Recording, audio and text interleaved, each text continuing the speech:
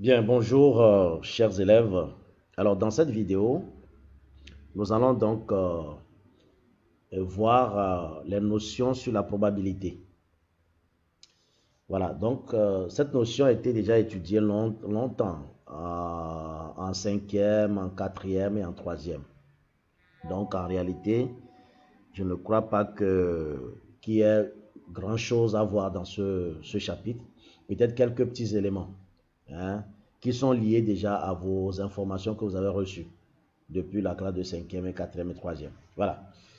Bien. Alors, le premier élément dont nous allons parler et qui est peut-être nouveau pour vous, c'est la loi de probabilité sur un ensemble fini.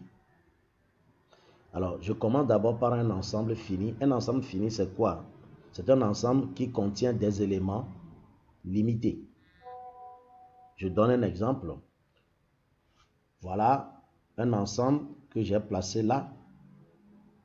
Peut-être cet ensemble est créé à partir d'un dé dont les faces sont numérotées de 1 à 6.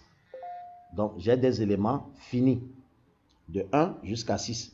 Je n'ai pas des éléments infinis. Vous voyez, j'ai commencé par 1, je me suis arrêté à 6. Donc, c'est bien fini.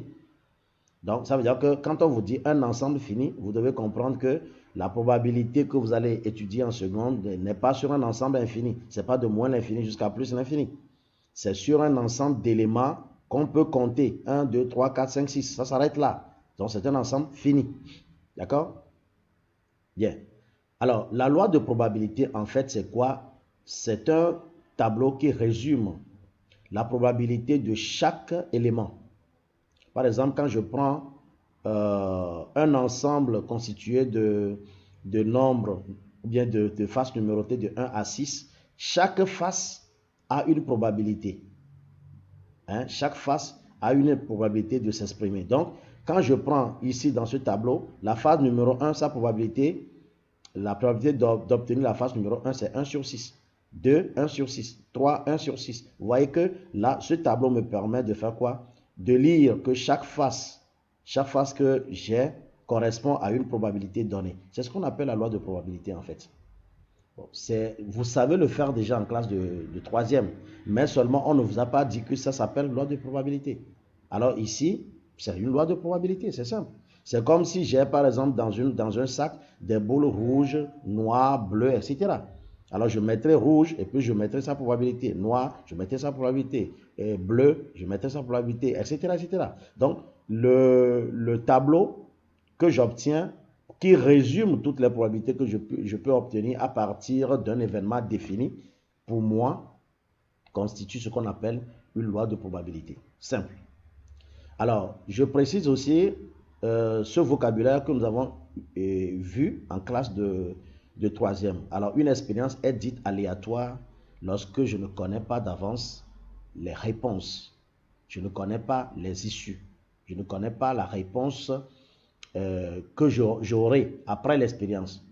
C'est encore une expérience au hasard. Par exemple, lorsque je prends un dé dont les faces sont numérotées de 1 à 6 et que je lance, je ne sais pas la face qui va apparaître. Alors, cette expérience, elle est dite aléatoire. Vous voyez? Bien. Et il y a aussi un autre élément que je voudrais préciser ici. C'est que vous avez remarqué que quand on prend le dé dont les faces sont numérotées de 1 à 6, alors ça veut dire que ça crée un ensemble, un grand ensemble des issues qui est donc 1, 2, 3, 4, 5, 6. L'ensemble des issues fini bien sûr des nombres. Alors quand je dis les issues, c'est encore les éléments de cet ensemble.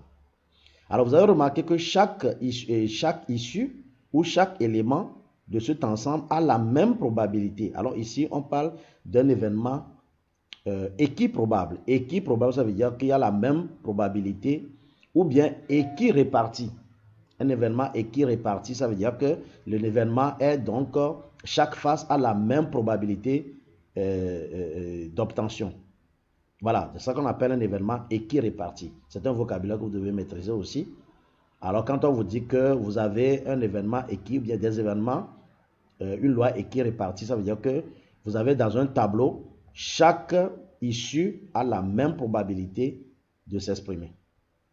Voilà ce qu'on appelle un événement une loi équirépartie ou bien une loi équiprobable. D'accord? Tout ça, c'est un vocabulaire en fait. Alors, je voudrais aussi vous parler d'un événement dans un ensemble donné. Alors, le grand ensemble, c'est l'ensemble de tous les issues possibles. Tous les issues. Maintenant, si moi je définis un autre ensemble dans ce grand ensemble, par exemple, je prends l'exemple qu'on a pris tout à l'heure, on a pris un dé dont les faces sont numérotées de 1 à 6. L'ensemble, c'est le grand ensemble de tous les éléments de 1 à 6.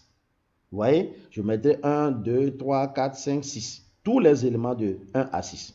Maintenant, je vais créer dans ce grand ensemble un autre ensemble qui peut résumer, par exemple, qui peut regrouper des nombres pairs, par exemple. Donc, quand je vais regrouper les nombres pairs, j'aurai 2, 4, 6. Vous voyez? Alors, l'ensemble A est dans l'ensemble E. Alors, le symbole qu'on utilise, c'est inclus. On a vu déjà ça au début de l'année. A est inclus dans E. Pourquoi j'ai utilisé inclus? Parce que les deux sont des ensembles. Par contre, quand je prends l'ensemble A, il y a un élément petit a. Vous voyez?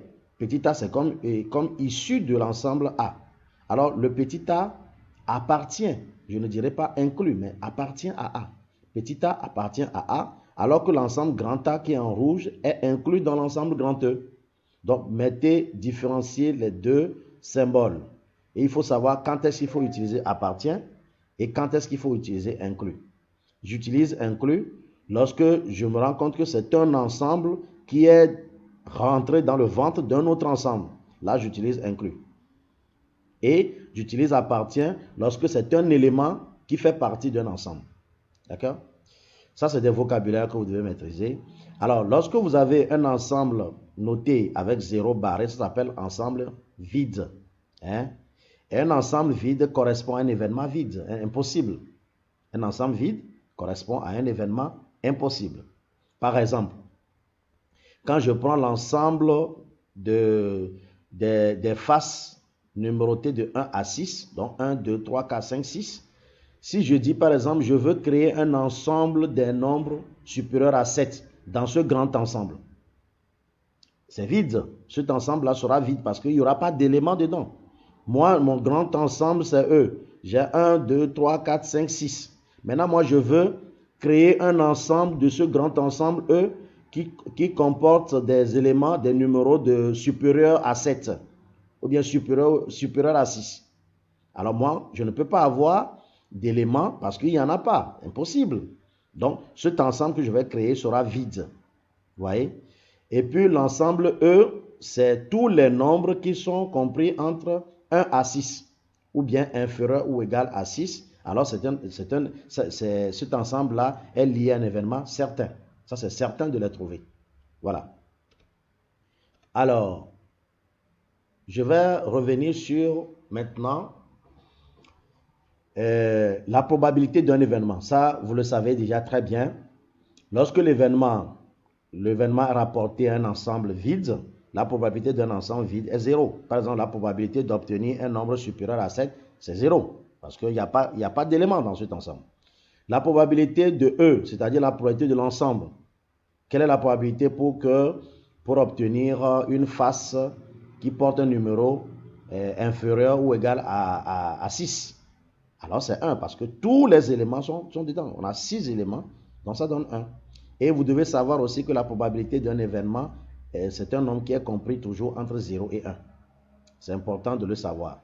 Hein? Vous n'allez jamais calculer une probabilité de n'importe quel événement et trouver un nombre supérieur à 1, par exemple 2 ou 3 ou 1,5, ou bien un nombre négatif, ça n'existe pas. Voilà. Donc, en général, on sait que la probabilité d'un événement, c'est le nombre de cas favorables sur le nombre de cas possibles.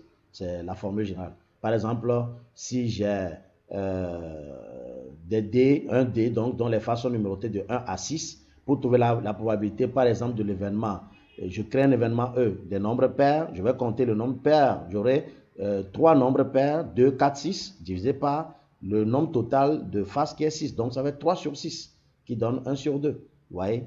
Donc, voilà donc cette notion sur le calcul de probabilité. Bien, voilà une première partie de cette notion que je voudrais m'arrêter là et revenir sur les autres parties dans la deuxième vidéo. Je vous remercie pour votre attention.